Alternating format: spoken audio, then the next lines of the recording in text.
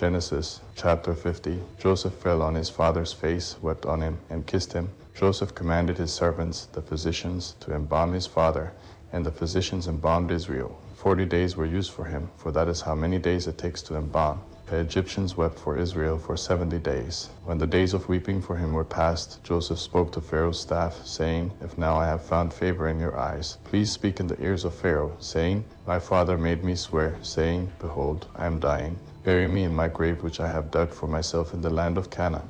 Now therefore, please let me go up and bury my father, and I will come again.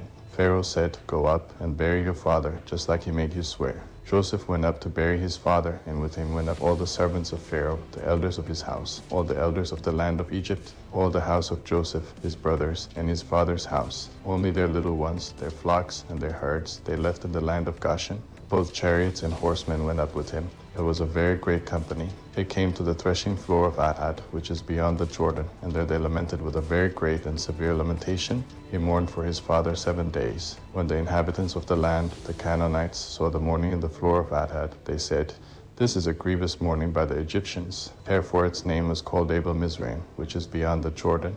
His sons did to him just as he commanded them. For his sons carried him into the land of Canaan, and buried him in the cave of the field of Machpelah, which Abraham bought with the field, as a possession for a burial site from Ephron the Hittite near Mamre. Joseph returned into Egypt, he and his brothers, and all that went up with him to bury his father, after he had buried his father. When Joseph's brothers saw that their father was dead, they said, It may be that Joseph will hate us, and will fully pay us back for all the evil which we did to him. They sent a message to Joseph, saying, Your father commanded before he died, saying, You shall tell Joseph, Now please forgive the disobedience of your brothers, and their sin, because they did evil to you. Now please forgive the disobedience of the servants of the God of your father. Joseph wept when they spoke to him. His brothers also went and fell down before his face, and they said, Behold, we are your servants. Joseph said to them, Don't be afraid, for am I in the place of God? As for you, you meant evil against me, but God meant it for good, to save many people alive, as is happening today.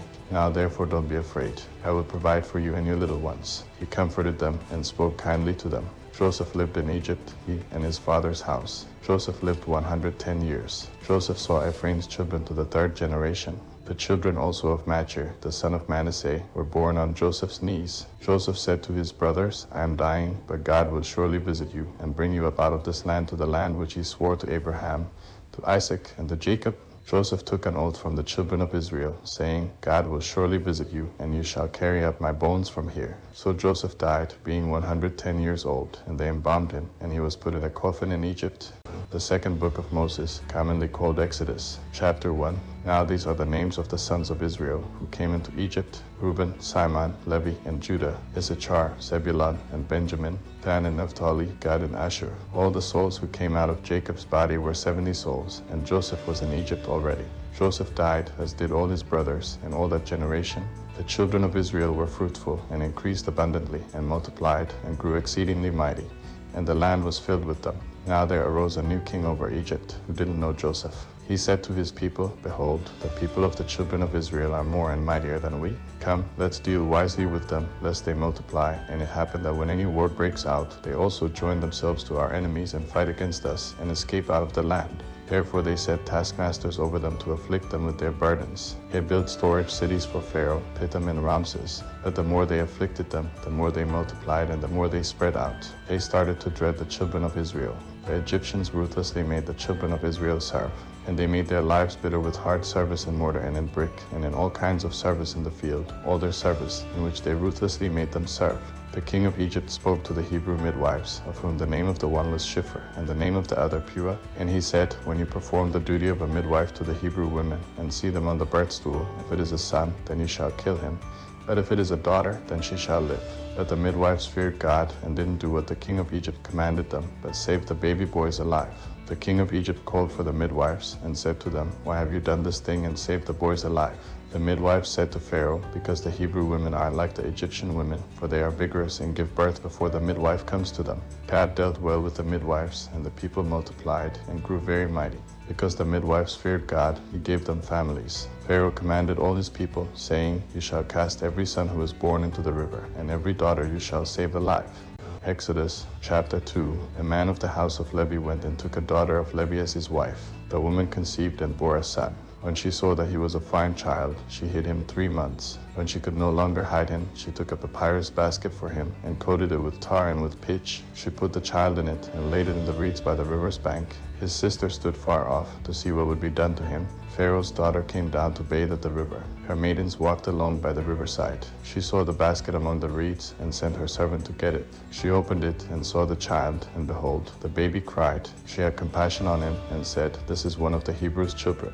Then his sister said to Pharaoh's daughter, "Should I go and call a nurse for you from the Hebrew women, that she may nurse the child for you?" Pharaoh's daughter said to her, "Go." The young woman went and called the child's mother. Pharaoh's daughter said to her, "Take this child away and nurse him for me, and I will give you your wages." The woman took the child and nursed it. The child grew, and she brought him to Pharaoh's daughter, and he became her son. She named him Moses and said, "Because I drew him out of the water." In those days, when Moses had grown up, he went out to his brothers and saw their burdens. He saw an Egyptian striking a Hebrew, one of his brothers. He looked this way and that way, and when he saw that there was no one, he killed the Egyptian and hid him in the sand. He went out the second day, and behold, 2 men of the Hebrews were fighting with each other. He said to him who did the wrong, "Why do you strike your fellow?"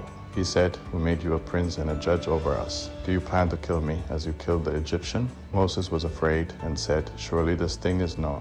Now when Pharaoh heard this thing, he sought to kill Moses. But Moses fled from the face of Pharaoh and lived in the land of Midian, and he sat down by a well. Now the priest of Midian had 7 daughters. They came and drew water and filled the troughs to water their father's flock. The shepherds came and drove them away, but Moses stood up and helped them and watered their flock. When they came to rule their father, he said, "How is it that you have returned so early today?" He said, "An Egyptian delivered us out of the hand of the shepherds, and moreover he drew water for us and watered the flock." He said to his daughters, "Where is he? Why is it that you have left the man? Call him, that he may eat bread." Moses was content to dwell with the man. He gave Moses Zipporah, his daughter. She bore a son, and he named him Gershom, for he said, "I have lived as a foreigner in a foreign land." In the course of those many days, the king of Egypt died, and the children of Israel sighed because of the bondage, and they cried, and their cry came up to God because of the bondage. God heard their groaning, and God remembered his covenant with Abraham, with Isaac, and with Jacob. God saw the children of Israel, and God understood.